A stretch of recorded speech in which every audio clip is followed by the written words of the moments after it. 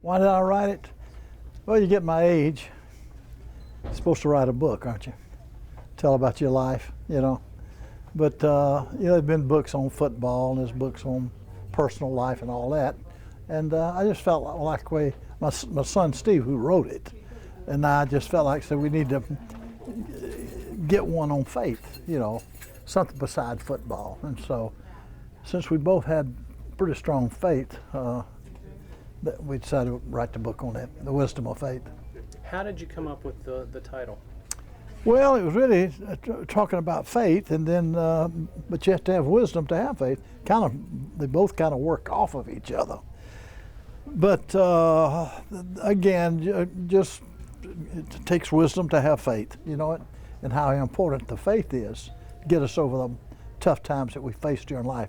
When you're coaching, you have a lot of ups, you have a lot of downs, and a lot of problems. And just like you have in your business, and everybody's got problems, Well, how do you get through those doggone problems? Well, in my case, it's my faith that got me through it, and that's what I tell people about, But it was more than just your faith privately. You used that in your job as well, right? Well, I used it to get me through bad times. In other words, when I had faced tough problems in life, which everybody does, my faith in a higher being and my trust in a higher being helped get me through it. Maybe not solve it, but at least it got me through it. I know when you're coaching, you form bonds with the kids.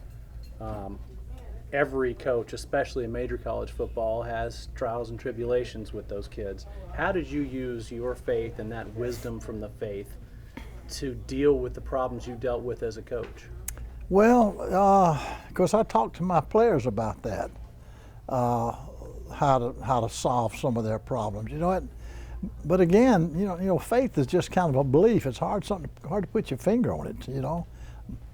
My faith in God and my trust in God got me through all the problems I had. And I want to tell these younger people that what I went through and what I saw for myself, what God can do, y'all can have the same thing. That's the main point I'm trying to get across. There are a few examples lately around the country where public school systems have asked chaplains to step away from football and dealing with kids in football situations. How does that make you feel as a man of faith and someone who's used their faith in football? Does that hurt you, or are you okay with it? That makes me sick. It makes me sick. With all the problems we've got in this nation today, killings in high school, stabbings in high schools, robbing in high school, raping in high schools, and they want to kick God out? Where in the world are they coming from? You know what? I mean, we kicked God out in the 60s. Up until then, we had God in our schools. You could pray, you could read the Bible, you could have scripture in schools. When I grew up, I went to high school 60-something years ago in one of the biggest public schools in the state of Alabama. We had prayer over the loudspeaker. We had to memorize Bible verses. We had to read the Bible together. We prayed in classes. We prayed before ball games. We didn't have nobody get killed. I don't remember anybody getting stabbed in my dadgum high school. But now we kick God out. You can't pray and you can't read the Bible and you can't talk about Jesus. So now they all shooting each other and burning each other down. I don't like it. Let's talk a little bit about football. Okay. Seminoles starting off where they ended last year. What do you see for them this year? Had a little bit of a rough weekend. Well, it's going to be a rough week every year because now they got the monkey on their back. Last year, nobody thought they was going to do anything, so they won a national championship. Now this year, every team that plays them, as they look at their 10, 12-game schedule, they say, that's the game we got to really be ready for.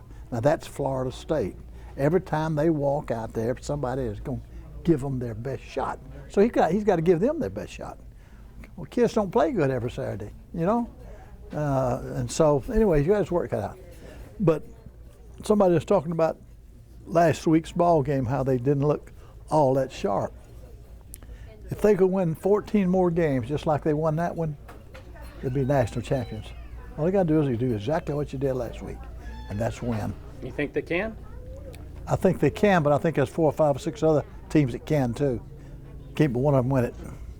What do you think about the new playoff system? New playoff, I don't like it. I'm old school. I like the way it was. They always got 1 versus 2, right? I can hardly ever remember a time when a 1 versus 2 wasn't the right choice. Oh, there's naturally some people gonna complain, but now we're gonna get 4 people to decide who the top 2 are. So, yeah, top 1 is. So I like it the way it was.